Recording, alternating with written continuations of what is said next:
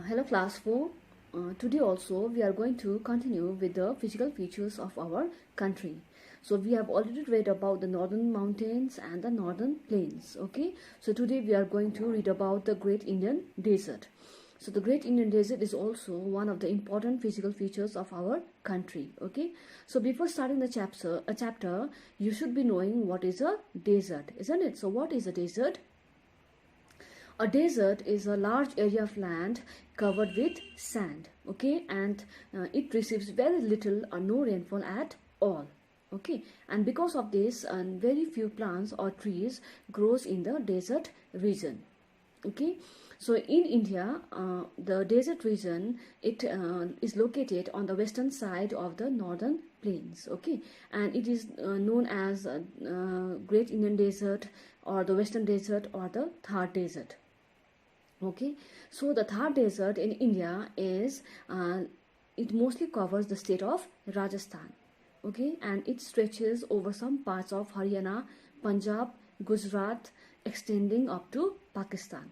Okay, now the deserts, okay, this region in India, this region is made up of loose sand and rocks.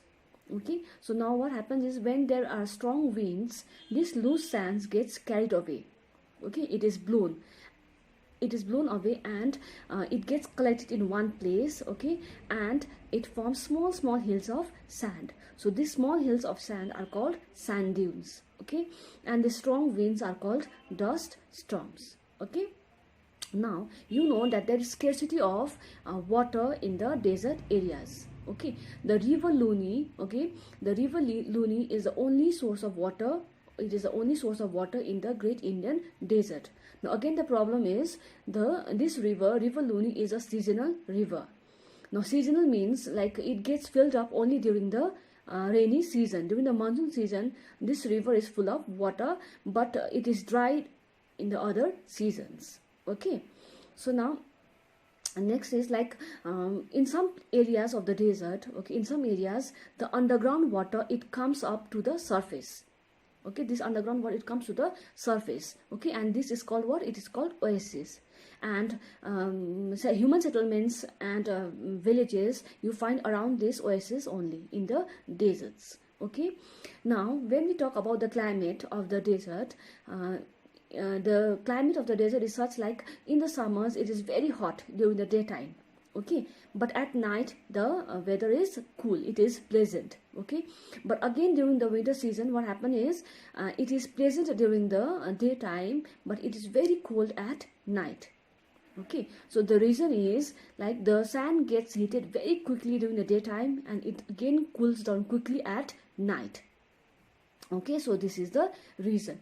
Now we read that the desert receives very little rainfall or no rainfall at all.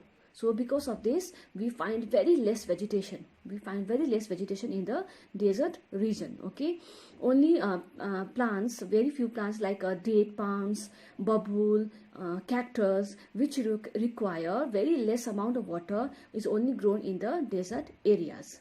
Okay.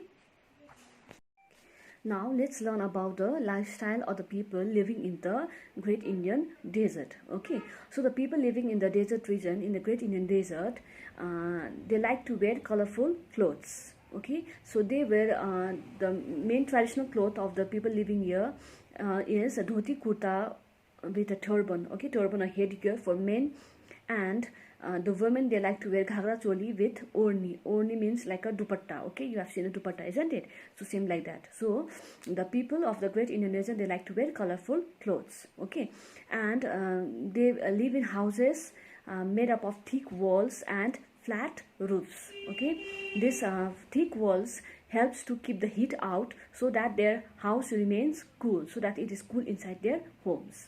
Okay, and the people of the people of the desert region, they mostly speak Rajasthani, Marwari and Hindi. Okay, so the people mostly speak which languages? They speak Marwari and Rajasthani, and some even speak Hindi. Okay, and the main festival of the desert region are what is it? A Tej, then you have Gangar and the desert festival. Okay, and Ghumar and Kachi Ghori are the main folk dances of Rajasthan. Okay, so now let's come to the occupation. The people of the Great Indian Desert are mainly cattle rearers. Now they keep cows, goats, camels, so that it can be of some use to them. Like cows and buffaloes, it gives them milk, and it can also be used for plowing the field, isn't it? Camels can be used to move from one place to another. Okay, and some section of people in the desert areas still lead a nomadic life. Nomadic means like they move from one place to another, okay, in search of water, in search of food. Okay, so they are called nomads, or they are also called banjaras. I hope you have heard about this word, isn't it? Banjaras.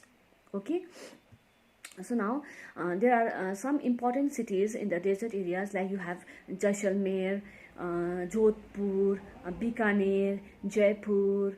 Okay, so these are some important cities and towns of the Great Indian Desert. Okay, so here you find huge palaces. In some places you find huge palaces, havelis, forts, which were once the homes of the great Rajput kings. Okay, and this Great Indian Desert is a main tourist attraction. People from all over the world come to visit the Great Indian Desert, to visit these places. Okay, so now let's come to the sheep of the desert. Now what is called the sheep of the desert? Yes, camel is called the sheep of the desert. Okay, because camel, it is the main means of transport in the desert region. Okay, so the camel's feet, like it is long, isn't it? It has a paddle feet, so that it can move easily in the sand, isn't it? And it also can move to long places without food, without water, for a long time, isn't it? So that's why camel is very, very important in the desert region, and it is called the sheep of the desert. Okay, so with this we come to the end of this chapter.